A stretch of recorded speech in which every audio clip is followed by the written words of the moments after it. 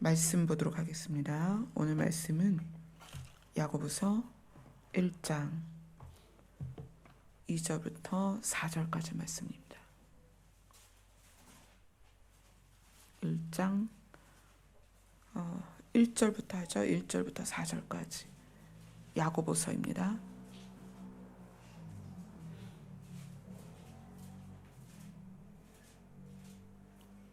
같이 읽겠습니다. 시작. 하나님과 주 예수 그리스도의 종 야고보는 흩어져 있는 12지파에게 문안하노라. 내 형제들아, 너희가 여러 가지 시험을 당하거든 온전히 기쁘게 여기라. 이는 너희의 믿음의 시련이 인내를 만들어내는 줄 너희가 알미라. 인내를 온전히 이루라. 이는 너희로 온전하고 구비하여 조금도 부족함이 없게 하려 함이라. 아멘.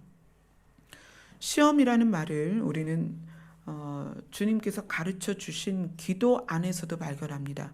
어떻게? 시험에 들지 않기를 기도하라는 거예요. 시험에 대해서 우리가 조금 이제 분리를 해서 나눠보면 시험은 내가 하나님과 연합된 것을 분리시키기 위해서 예수님이 광야에서 40일을 금식하시고 사단으로부터 시험을 받으셨죠. 그때 그 시험이 뭐냐면 사단이 예수님을 하나님과 분리시키려고 시험을 한 거예요. 태초의 시험은 뭐예요? 에덴에서 사단이 아담과 하와에게 찾아가서 퀘스천 마크를 줬다 그랬죠. 하나님을 의심하게 했다. 이 시험은 우리가 일생을 살아가는 동안에 늘 찾아옵니다. 왜냐하면 공중권세 잡은 사단이 가장 크게 목표로 잡는 것이 뭐냐면 사람과 하나님을 분리시키는 거예요. 그게 아담을 대면한 사단이 가장 먼저 한 것입니다.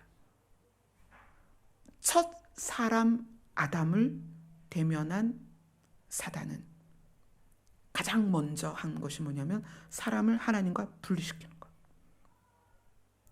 둘째 아담 예수님께서 이 땅에 오셨을 때 둘째 아담 예수님에게 사단이 접근해서 뭘 했어요? 하나님과 분리시키는 시험을 했습니다. 그래서 우리는 이 성경에서 시험이라는 단어가 쭉 나오는데 이 시험이라는 단어가 우리에게 실질적으로 어떤 것을 하기 위해서 다가오는 시험이냐면 하나님과 우리를 분리시키려고 하는 것. 근데 이 하나님과 우리를 분리시키려고 하는 의도를 가지고 사단이 주는 시험도 있고 우리의 죄성, 우리의 겉사람이 내 안에 있는 속사람보다 강할 때 겉사람은 우리를 어디로 끌고 가냐면 사단의 흐름으로 우리를 끌고 가요. 이것은 우리가 우리의 육의 욕심에 의하여 당하는 시험입니다. 육의 욕심은 무엇을 이룬다? 사단의 소원을 이룹니다. 그래서 육의 욕심은 늘 우리를 격동시켜서 어떤 상황에서든 무엇을 결정하든 육의 욕심을 따라 결정하게 해서 그것으로 죄를 짓게 하는 거예요. 그러므로 뭐가 생기는 거야? 아버지와 우리 사이에 담을 쌓게 만드는 거예요. 이 시험이라는 것이 물질 안에서도 있을 수 있고 관계 안에서 있을 수도 있고 내 감정, 내 느낌. 그러니까 상대는 나에게 아무것도 하지 않았지만 내가 느끼는 느낌이라는 게 있다는 거예요. 감정. 그것에 의해서 우리가 시험에 듭니다. 이 모든 시험이 궁극적으로는 사단으로부터 시작된 하나님과 우리를 분리시키는 것이 목적이다. 우리가 육의 속성을 쫓아가도 하나님과 분리되는 거거든요. 우리가 육의 속성을 쫓아가면서 그 결론은 어디냐면 결국 지옥이란 말이에요. 불심판이에요. 오늘 야고보는 여기서 야고보는 예수님의 동생 야고보입니다. 예수님의 형제 야고보예요. 야고보가 예수님과 어린 시절 함께 자랐고 그 다음에 메시아로서의 사역을 감당하던 형을 따라다니면서 그 일생을 함께하고 승천하신 예수님을 보고 나서 이 야고보가 자기 스스로를 뭐라고 얘기했냐면 주 예수 그리스도의 종이다. 종은 주인의 뜻을 정확하게 합니다. 그 종으로서의 야고보가 가장 먼저 형제들에게 말하는 것이 뭐냐면 시험에 관련된 거예요. 너희들이 인생을 살면서 시험이 반드시 있다. 특히 이 야고보서를 대면해야 되는 예루살렘 교회의 성도들 또 그리스도인들에게 시험은 반드시 주어질 수밖에 없다. 왜냐하면 그리스도인이 그리스도와 분리되어야 하기 때문에 사단은 각양각색의 시험을 줄 수밖에 없는 거예요. 그래서 그리스도인들에게 가장 첫 번째 당면하는 문제는 시험이다. 그러니까 여러분들이 지금 각자의 이름으로 여기에 앉아 있지만 각자의 이름만큼이나 다양한 문제들이 있습니다. 삶에 참 많은 문제들이 있어요. 이 여기 앉아 계신 분들 중에 문제가 하나도 없는 분은 없단 말이에요. 지금 우리 저기 제일 어린 정원이도 문제가 있을 거예요. 말을 못해서 그렇지 깝깝한 게 얼마나 많겠어요. 일어나 걷지도 못하고 뛰지도 못하고 내 맘대로 먹지도 못하고 내 맘대로 잠도 못 자고 진짜 인생의 고난을 정원이도 지금 마음껏 고난을 겪고 있거든요. 우리가 대면하는 이 시험을 우리가 어떤 자세로서 대면을 해야 되는가? 저에게 그렇게 질문을 합니다. 목사님은 과거에 그러한 길들을 어떻게 지나왔습니까? 어떻게 이겨냈습니까? 그런 얘기를 저는 가끔 해요. 정말 아무 생각 없었습니다. 그냥 하루를 견뎌냈습니다. 그런데 그 견뎌낼 때 저에게 가지고 있는 어떤 기준이 있었습니다. 어떤 기준이냐면 하나님은 옳은 분이다. 하나님은 100% 옳다. 그 옳으신 하나님이 나에게 이 일이 있다는 것을 아시면서도 허락했다며 나는 이 과정을 지나가야 된다. 그거예요. 뭘 제가 능력이 있어서 뭐 기도를 많이 해서 그 과정들을 지나간 게 아니라 딱 한 가지 기준이었어요. 그때 당시에는 하나님은 옳은 분이야. 하나님에게서는 거짓이나 잘못된 걸 찾을 수가 없어. 하나님이 옳으신 분인데 성경이 하나님이 허락하지 않으면 참새 한 마리도 하늘에서 떨어질 수 없다고 하는데 나에게 이런 일이 있고 이런 일이 있고 이런 일이 있다면 그건 하나님께서 허락하신 걸 거야. 그렇다면 오늘 하루도 지나가자. 오늘 하루도 견뎌내자. 근데 이 시험이 사단이 계획하고 의도해서 우리에게 걸림이 되는 걸림돌을 놓기도 하지만 많은 부분은 우리가 만들어낸 시험이 참 많아요. 무엇에 의해서? 우리의 욕심에 의해서 또는 잘못된 선택에 의해서 또는 우리가 가치를 제대로 세우지 못한 상황에서 우리의 선택, 우리의 결정 이런 것들이 시험이 되는 경우가 굉장히 많습니다. 사단이 준 시험이든 내가 잘못 선택한 그런 결과로 오는 시험이든 그것을 이겨내는 방법에 대해서 성경이 이렇게 얘기합니다. 1장 5절을 보세요. 야고보서 1장 5절 같이 읽겠습니다. 시작. 너희 중에 누구든지 지혜가 부족하거든 모든 사람에게 후히 주시고 꾸짖지 아니하시는 하나님께 구하라. 그리하면 주시리라. 아멘. 지혜, 어떤 지혜냐면 여러분이 당면한 시험을 이겨내고 견뎌내고 참아내는 지혜를 말합니다. 오늘 새벽에는 기도하면서 참 많이 울었어요. 우리 민혜림 전도사님 여동생 민은기 집사님이 저랑 똑같은 질병을 앓고 계세요. 고관절염증을 앓고 계시는데 저도 10년을 그 질병을 앓았기 때문에 그것이 얼마나 고통스러운지 알아요. 둘째 아이 낳고는 자연분만 했음에도 불구하고 열흘을 병원에서 퇴원을 못했어요. 제가 걷지를 못하니까. 아기를 출산하고 그 신생아를 간호사들이 돌봐줘서 배꼽까지 띄고 병원에서. 제가 못 걸으니까. 그렇게 하고 퇴원을 했어요. 그리고도 걸을 수가 없어서 아기를 분유를 타서 먹이려면 막 기어가서 분유를 타고 기어가서 화장실을 가야 하고 그런 시간들을 참 오래 보냈어요. 10년을 그렇게 보냈으니까. 근데 이제 제가 그 고통이 어떤지 알기 때문에 그 질병을 가지고 계신 분을 알게 되면 더 이렇게 마음이 많이 가요.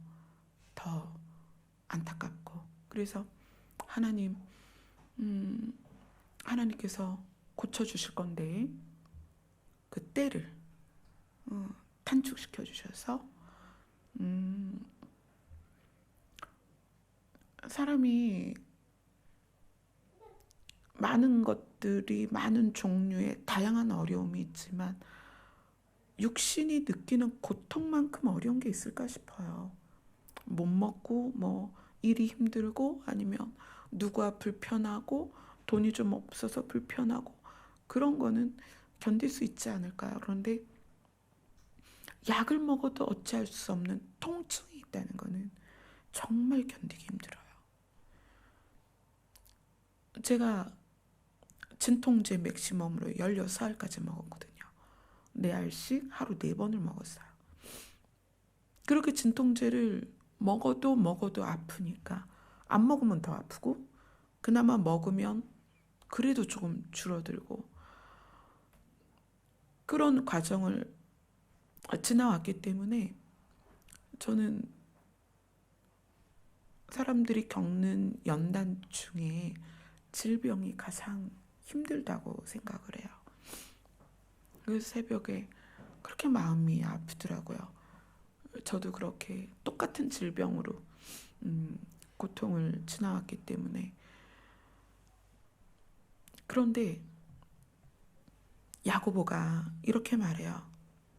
너희가 여러 가지 시험을 당하거든 온전히 기쁘게 여겨라. 그렇게 몸이 너무 아픈데 어떻게 기쁠 수가 있겠어요? 너무너무 가난한데 어떻게 기쁠 수가 있을까요? 말도 안 되는 오해를 받고 있는데 어떻게 기쁠 수가 있을까요?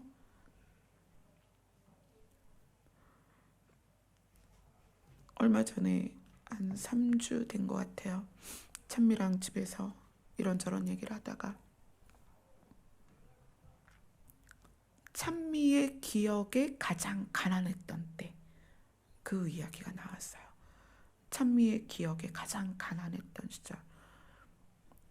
지하 정말 방 한 칸에서 네 식구가 살 때 이렇게 네 사람이 나란히 누울 수가 없어서 이렇게 어금 맞춰서 누워서 잠을 자야 하는 그때 엄마 그래도 엄마가 그렇게 가난했지만 어찌하든 맛있는 음식을 해주려고 그래서 맛있는 음식을 엄마가 해주었던 그 기억이 있었다. 또 그 다음에 남편이 부목사로 사역할 때 늘 가스가 끊겼지만 엄마가 그 브루스타임 물을 데워서 썼었던 그런 기억들 그런 이야기들 나눴어요. 근데 가난이든 관계의 어려움이든 이 질병으로 당하는 어려움이든 또는 예수님을 믿어야 되는데 교회를 다녀야 되겠는데 그것을 하지 못하도록 가족들이나 관계 안에서 고난을 당할 때 이 모든 것들에 대하여 기쁘게 여기라는 거예요. 어떻게 그게 기쁠 수 있겠냐고요. 여러분 각자가 경험하는 어려움들을 기쁘다고 느껴본 적이 있으세요?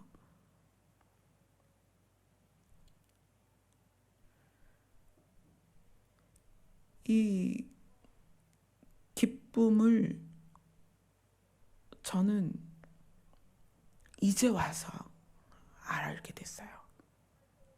이 기쁨을. 예전에는 정작 그 연단을 지나갈 때는 오늘 하루만 견디자. 하나님은 옳은 분이야. 하나님이 나에게 이걸 허락하셨다면 나는 이걸 지나가야 돼. 그러한 마음으로 지나왔어요. 그런데 이렇게 온전히 기쁘게 여기라라는 그 경지는 제가 도달을 못했었어요. 그때는. 그런데 하나님의 나라가 제 안에서 명확해지면서 여러 가지 시험과 연단에서도 기뻐할 수 있는 바라봄이 생겼어요. 그것에 대해서 야고보서 1장 12절을 같이 한번 읽어봅시다. 같이 읽습니다. 시작.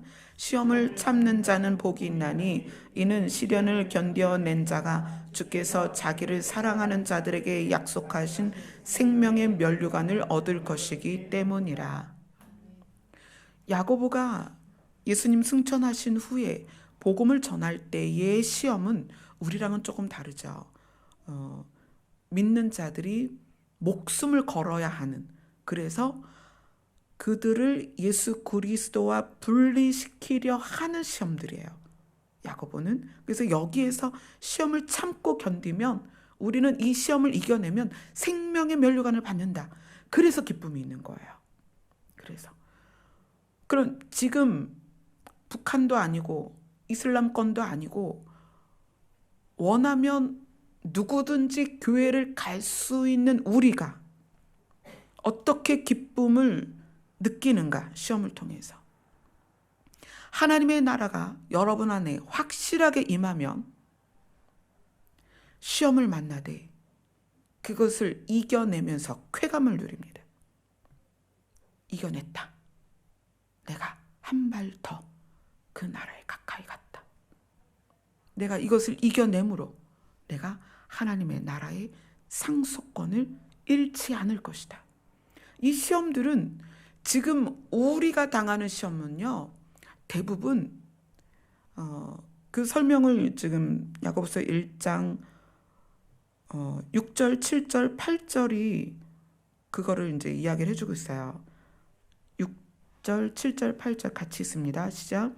오직 믿음으로 구하고 조금도 의심하지 말라.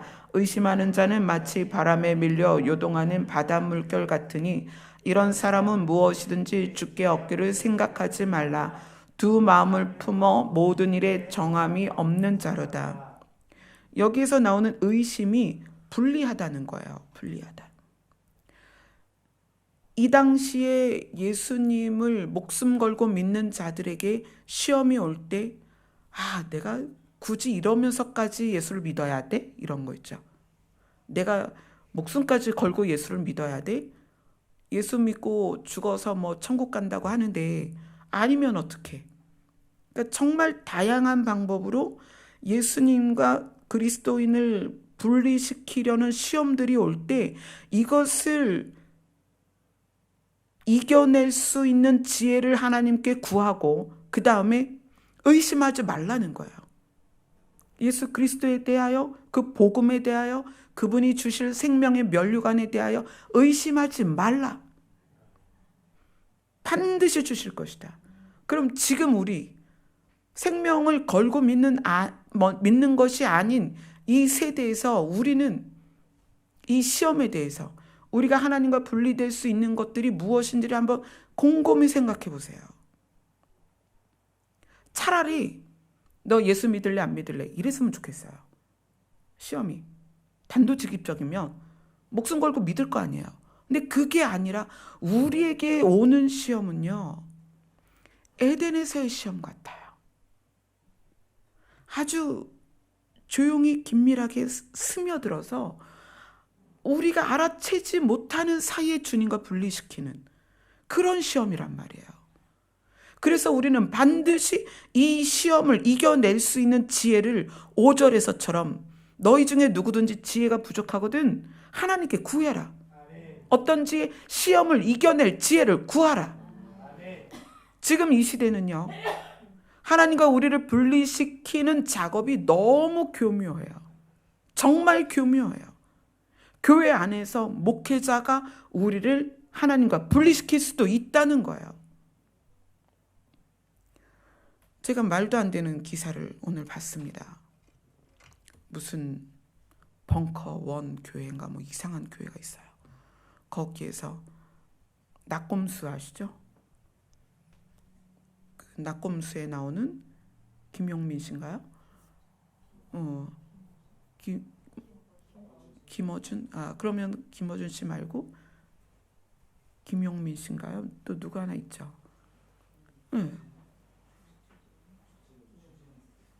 모여가지고요, 무슨 예배를 드리는데 기가 막혀서 거기에 박원순 시장도 모이고, 무슨 색깔인지 알겠죠?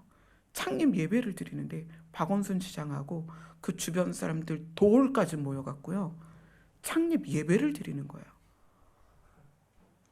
그래갖고 거기서 성명서를 발표하는데, 이제 김정한 목사님을 뭐 이명박 대통령을 지지했다 뭐 이래가면서 성명서를 뭐 이제 거짓 목회자다 뭐 이렇게 성명서를 내면서, 아니 그러니까 그 밑에 댓글들이 가관이에요. 하나님의 이름으로 교회라는 걸 만들어 놓고 예배라는 형식으로 하나님을 대적하고 있는 거예요. 거기에 모인 그 무리가 다 우리가 정말 말도 안 된다 하는 사람들이 모여서 거기에서 예배를 드린다는 거예요, 하나님 앞에. 또 한 가지 뉴스는 우리나라에 김일성 그 별장 자리가 있대요. 그거를 뭐 50억인가 20억인가를 들여서 별장을 증축을 한대요. 그래가지고 남북 화해를 위해서 김일성의 별장을 포천시인가 어딘가가 한다고. 그래서 그걸 또 옹호하고, 그걸 또 찬성하고, 또 지지하는 교회들도 있고 이래서 차라리 정말 대놓고 우리 목에 칼이 들어와서 너 하나님을 믿을래 안 믿을래, 예수님을 믿을래 안 믿을래 이랬으면 좋겠어요. 차라리. 이거는 너무나 악한 그 사단의 흐름이 광명한 천사로 가장을 해서 평화 뭐 이런 이름으로, 다 평화라는 이름으로, 왜 그 사람들 이렇게 평화를 좋아하는지 몰라요. 평화라는 이름으로 뭔가를 하면서 깊이 사람들 마음속에 교회 속으로 들어와서는 안 되는 흐름들을 지금 집어넣고 있거든요.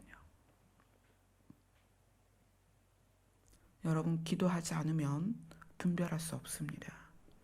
기도해야 돼요. 너희들에게 후히 주시고 꾸짖지 아니하시는 하나님께 구하라. 그리하면 주시리라. 무엇을? 시험을 이기는 지혜를. 오늘 야고보서가 그걸 말하는 거예요. 너희들이 당하는 시험을 이길 자신이 없으면 제발 좀 기도하라는 거예요. 한국 교회가 예배가 얼마나 많이 사라졌어요. 수요 예배 사라지고요. 금요 기도에 사라지고요. 오후 예배 사라지고요. 그러니까 기도는 더 안 하죠. 사단이 곳곳에서 여러 가지 시험을 통해서 우리를 하나님과 분리시키려는 이 세대에 우리에게 이 시험을 분별해낼 지혜가 어디서 오겠냐는 거예요. 야고보는 예수님의 형제로서 이것을 이길 수 있는 지혜는 하나님께로부터 온다라고 우리에게 정답을 주는 거예요. 기도하지 않으면 이 시험에 말려 들어갑니다. 베드로전서를 볼까요? 야고보서 바로 뒤에 베드로전서 1장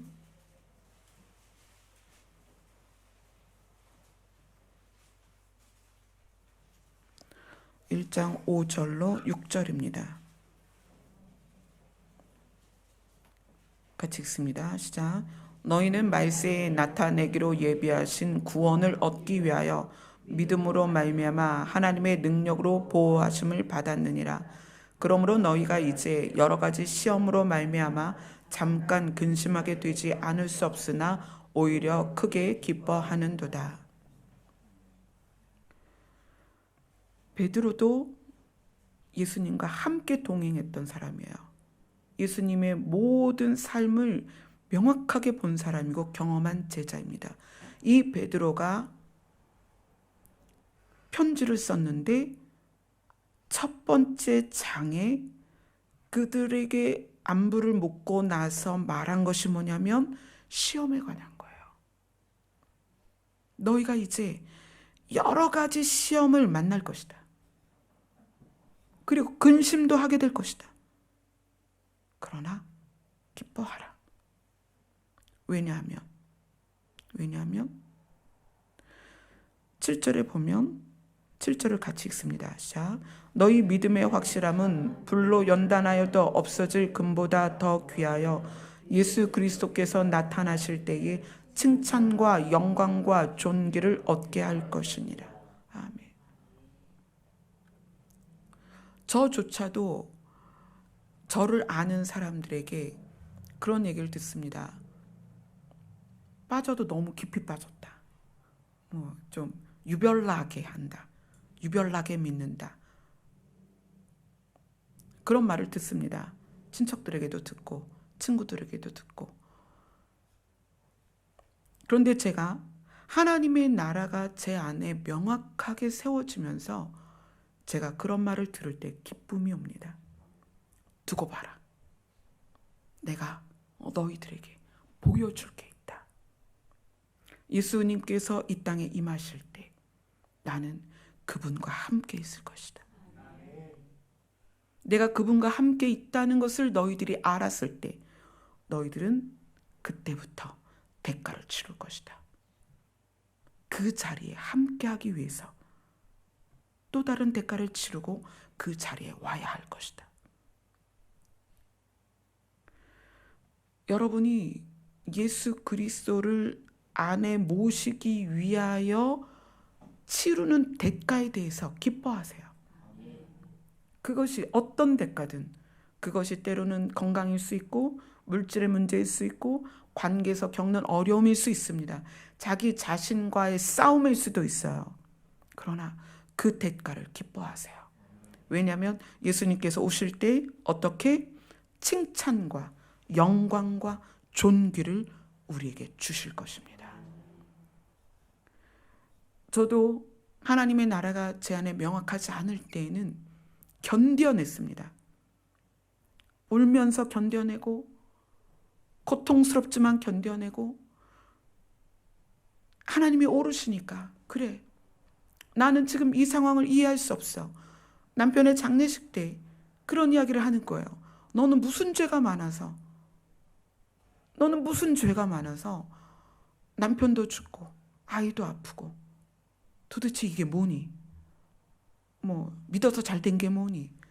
너 그렇게 유별나게 믿더니 이게 뭐니? 정말 수없이 그런 얘기 많이 들었습니다. 특히 시댁 식구들의 그 따가운 눈총을 많이 받았습니다. 그때는 그냥 견뎌내자. 오늘 하루만 그냥 이겨내자. 내일도 안 보이고 모레도 안 보이고 1년 후도 안 보이고 미래가 난 어떻게 될지 모르겠지만 오늘 하루를 견뎌내자.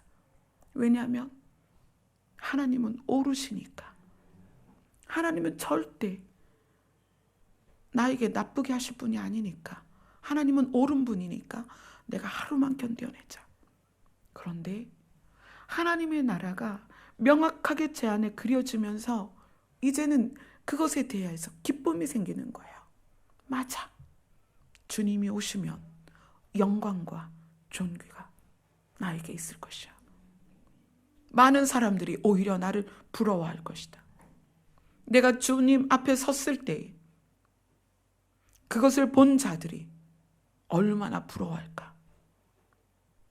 그래서 이제는 앞으로 모든 어떤 상황을 지나가든 그 시험에 대해서, 그 연단에 대해서 저는 담대합니다. 어제 전도사님 이야기할 때 목사님 왜 화를 안 내냐? 왜 화가 안 나겠어요?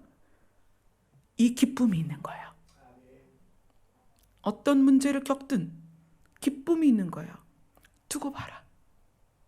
내가 그분의 시온산에 섰을 때 그분 앞에 설 것이고 그분 앞에서 오늘 말씀처럼 칭찬과 영광과 존귀를 얻을 것이다. 왜냐하면 예수님은 아까 우리 쭉 찬양하면서 예수님은 정말 좋은 친구세요. 우리에게 너무 좋은 분이세요. 그분은 우리에게 좋은 걸 주시길 원하신다. 그 좋은 것 중에 최상의 것은 하나님의 나라다. 그래서 그 하나님의 나라를 얻기 위해서 우리가 겪는 모든 대가는 기쁘게 견딜 수 있습니다. 여러분들 지금 그 과정을 가는 거예요. 여러분 손해보시나요? 손해보세요. 그냥 관계 안에서 여러분이 손해를 보건 또는 억울한 일을 당하건 또는 오해를 겪건 여러분 가치가 어디에 있냐에 따라서 견디는 수준이 달라요. 지구인의 가치를 갖고 있으면 지구에서 일어나는 모든 일에 대하여 어려움을 느낄 수밖에 없어요. 그러나 우리가 하나님 나라의 가치를 두면 지구에서 일어나는 모든 일에 대해서는 수월하게 넘어갑니다. 내가 하늘을 향해 시선을 집중하고 있기 때문에 그 밑에 일어나는 거에 대해서는 신경을 안 쓰는 거예요. 물질 문제로, 관계 문제로 또는 억울한 일로 여러 가지 문제들이 나한테 와도 까짓 거. 난 저기 갈 거야. 난 여기에 있을 사람이 아니야. 그거거든. 목표가 저기거든요. 그러니까 거기를 향해 가는 거예요. 뭐 누가 괜찮아. 그래. 됐어. 난 가는 거야. 나는 오직 거기를 가야 하기 때문에 누가 붙잡고 때리고 뭐라고 됐어. 네, 알았습니다. 또 가는 거예요. 여러분 그렇게 갑시다. 어디 하나님 나라 그렇게 가는 거예요. 누가 여러분에게 막 말도 안 되는 욕을 해요? 그냥 들어주세요. 그래, 너는 나를 그렇게 생각하는구나. 괜찮아. 난 간다. 어디로 가는 거예요? 하나님 나라 가는 거예요. 누가 여러분 돈 띄어먹어요? 그래, 가죠. 난 간다. 어디 가는 거야? 우리는 하나님 나라 갈 거예요. 기쁘게 가세요. 그분 앞에 섰을 때 우리는 정말 놀라운 영광과 존귀함, 또 뭐라고 얘기하면 칭찬하신다. 예수님이 우리를 칭찬하시는 거예요. 정말 잘 견디고 왔다. 그 성경에서 그런 말 하잖아요. 오른뺨을 치거든 어떻게? 왼뺨을 대라. 이게 쉬워요? 안 쉽죠. 정말 쉽지 않아요. 그러나 그래, 한 대 쳐서 내가 기쁘게 맞는다. 내가 한 대 더 때릴래? 더 때리고 싶니? 한 대 더 때려. 난 간다. 그리고 그 자리를 박차고 일어나서 가는 거예요. 우리가 갈 곳은 하나님의 나라입니다. 여기에 머물 게 아니에요. 만약에 여기에 머물 거라면 여러분 피 터지게 싸우세요. 뺏기지 마세요. 양보도 하지 마세요. 많이 가지세요. 그러나 여러분의 목표가 하나님의 나라라면 가지고 그냥 다 주세요. 그러니까 뭐 오리를 가자 하면 심리를 가고 겉옷을 달라 하면 속옷도 주고 다 주란 얘기예요. 붙잡히지 말라는 거예요. 뭐예요? 붙잡히지 말라는 거예요. 뺨 한 대 딱 때렸는데 그게 억울해. 그럼 어떻게 돼요? 그 사람한테 붙잡히잖아요. 붙잡혀서 어떻게 해요? 싸우죠. 너 왜 나 때려? 너 고소할 거야. 뭐 이러면서 싸우게 되잖아요. 붙잡히지 마세요.